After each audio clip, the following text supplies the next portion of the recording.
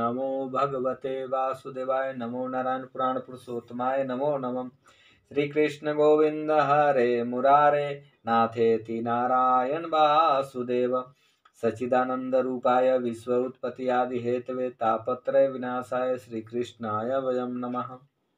भगवान के अवतारों का वर्णन श्री सूत जी कहते हैं, सृष्टि के आदि में भगवान ने लोकों के निर्माण की इच्छा होते ही उन्होंने महतत्वादि से निष्पन्न पुरुष रूप ग्रहण किया।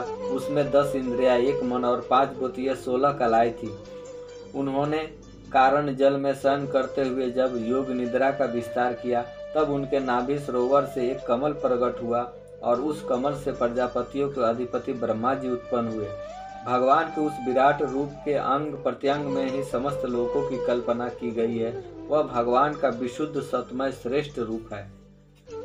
योगी लोग दिव्य दृष्टि से भगवान के उस रूप का दर्शन करते हैं।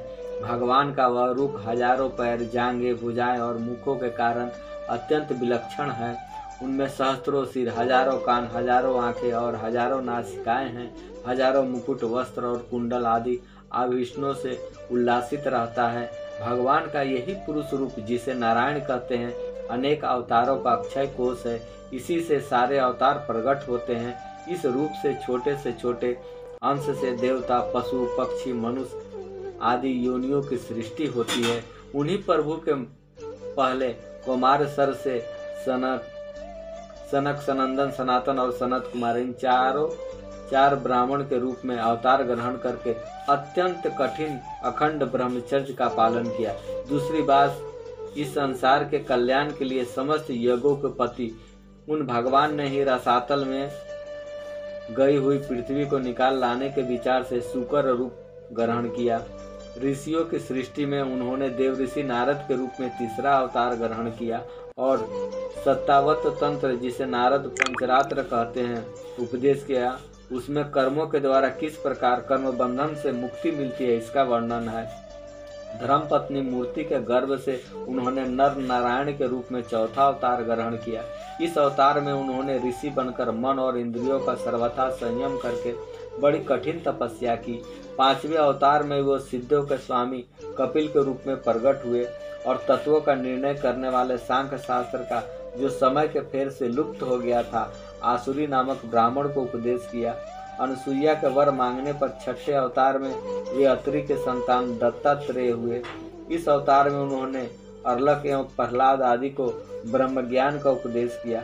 7वीं बार रुचि प्रजापति की आकुति नामक पत्नी से यज्ञ के रूप में उन्होंने अवतार ग्रहण किया और अपने पुत्र याम आदि देवताओं के साथ स्वयंभू मनवंतर की रक्षा की।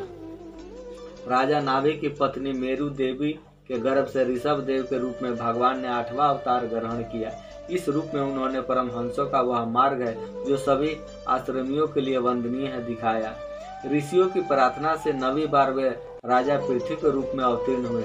शौनक आदि ऋषियों, इस अवतार में उन्होंने पृथ्वी से समस्त औषधियों का दोहन किया था। इससे यह अवतार सबके लिए बड़ा ही कल्याणकारी हुआ। चाक्षु मनवंतर के अंत में जब सारी त्रिलोकी समुद्र में डूब रही थी, तब उन्होंने मत्स्य के रूप में 10वां अवतार ग्रहण किया। पृथ्वी रूपी नौका पर बैठकर अगले मनवंतर के अधिपति व्यवस्थव मनु की रक्षा की। जिस समय देवता और दैत्य समुद्र मंथन कर रहे थे, उस समय 11वां अवतार धारण करके कक्ष रूप से भगवान ने मदराचल को अपनी पीठ पर धारण किया। 12वीं बार धन्वंतरी के रूप में अमृत लेकर समुद्र से प्रकट हुए। 13वीं बार मोहिनी रूप धारण करके दैत्यों को मोहित करते हुए देवताओं को अमृत पिलाया। 14वें अवतार में उन्होंने नरसिंह रूप धारण किया और अत्यंत बलवान दैत्यराज हिरण्यकशिपु की छाती अपने नखों से अनायास इस प्रकार फाड़ डाली, जैसे चटाई बनाने वाले सिक को चीर डालता है। 15वीं बार वामन का रूप धारण करके भगवान दैत्यराज बलि के यज्ञ में गए। वे चाहते थे कि लोकी का राज, परंतु मांगे उन्होंने केवल 3 पग भूमि। 16वें परशुराम अवतार में जब उन्होंने देखा कि राजा लोग ब्राह्मणों के द्रोही हो गए हैं, तब क्रोधित होकर उन्होंने पृथ्वी को 21 बार क्षत्रियों से शून्य कर दिया। इसके बाद 17वें अवतार में सत्यवती के गर्भ से पराशर जी के द्वारा वे व्यास के रूप में अवतीर्ण हुए। उस समय लोगों की समझ और धारणा शक्ति कम देखकर अपने वेद रूपी वृक्ष की कई शाखाएं बना दी। 18वीं बार देवताओं को कार्य संपन्न करने की इच्छा से उन्होंने राजा के रूप में रामावतार ग्रहण किया और सेतु बंधन, रावण वध आदि वीरता पूर्वक बहुत सी लीलाएं की। 19वें और 20वें अवतार में उन्होंने यदुकुल में बलराम और श्री कृष्ण के नाम से प्रकट होकर पृथ्वी का भार उतारा। इसके बाद कलयुग आने पर मगध देश बिहार में देवताओं को देशी देवतियों को मोहित करने के लिए अजनक के पुत्र में आपका बुद्धा अवतार होगा। इसके बहुत पीछे जब कलयुग का अंत समीप होगा, राजा प्राय लुटेरे हो जाएंगे, तब जगत के रक्षक भगवान विष्णु यश नामक ब्राह्मण के घर कलिक रूप में अवतीर्ण होंगे। सौनकादिक ऋषियों जैसे अगाध सरोवर से हजारों छोटे छोटे नाले निकलते हैं, वैसे सत्वनिधि भगवान श्री कृष्ण के असंख्य अवतार हुआ करते हैं। ऋषि मुनि देवता प्रजापति मनुपुत्र और जितने भी महान शक्तिशाली है, वे सब के सब भगवान के ही अंश हैं। ये सब अवतार तो भगवान के अंशावतार अथवा कला अवतार है, परंतु भगवान श्री कृष्ण तो स्वयं भगवान अवतारी है। जब लोग दैत्यों के अत्याचार से व्याकुल हो उठते हैं, तब युग युग में अनेक रूप धारण करके भगवान उनकी रक्षा करते हैं। भगवान के दिव्य जन्मों की यह कथा अत्यंत गोपनीय रहस्यमयी है। जो मनुष्य एकाग्र चित्त से नियम पूर्वक सायंकाल और प्रातः काल प्रेम से इसका पाठ करता, वो सब दुखों से छूट जाता है। प्राकृतिक स्वरूप रहित चिन्मय भगवान का जो यह अस्थूल जगदाकार रूप है, यह उनकी माया के महत्व आदि गुणों से भगवान में ही कल्पित है। जैसे बादल वायु के आश्रय रहते हैं, धूसरपना धूल में होता है, परंतु अल्प बुद्धि मनुष्य बादलों का आकाश में और दूसरेपन का वायु में आरोप करते हैं। वैसे ही अविवेकी पुरुष सबके साक्षी आत्मा में स्थूल दृश्य रूप जगत का आरोप करते हैं। इस स्थूल रूप से परे भगवान का एक सूक्ष्म अव्यक्त रूप है, जो न तो स्थूल की तरह आकार आदि गुणों वाला है और न देखने सुनने में ही आ सकता है। वही सूक्ष्म शरीर है। आत्मा का आरोप या प्रवेश होने से यही जीव कहलाता है और इसी का बार बार जन्म होता है। उपयुक्त सूक्ष्म और स्थूल शरीर अविद्या से ही आत्मा में आरोपित है। जिस अवस्था में आत्म स्वरूप के ज्ञान से यह आरोप दूर हो जाता है, उसी समय ब्रह्म का साक्षात्कार होता है।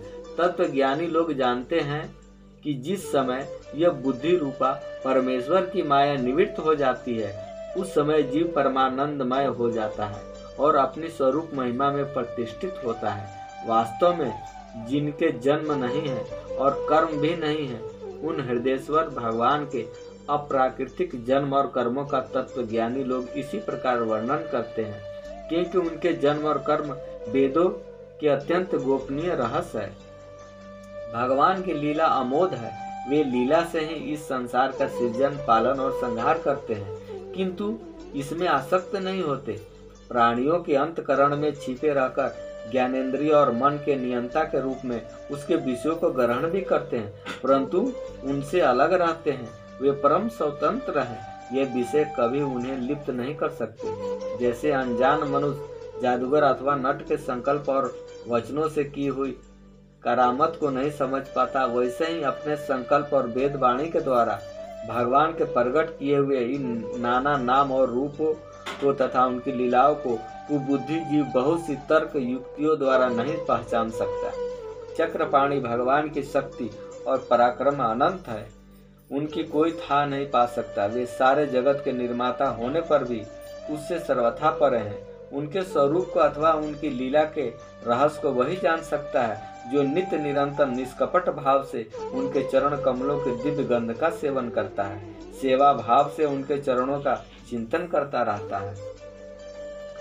सौनकादिक ऋषियों, आप लोग बड़े ही सौभाग्यशाली तथा धन्य हैं, जो इस जीवन में और विघ्न बाधाओं से भरे इस संसार में समस्त लोकों के स्वामी भगवान श्री कृष्ण के वह सर्वात्मक आत्मभाव और अनर्वचनीय अनन्य प्रेम करते हैं, जिससे फिर इस जन्म मरण रूप संसार के भयंकर चक्र में नहीं पड़ना होगा।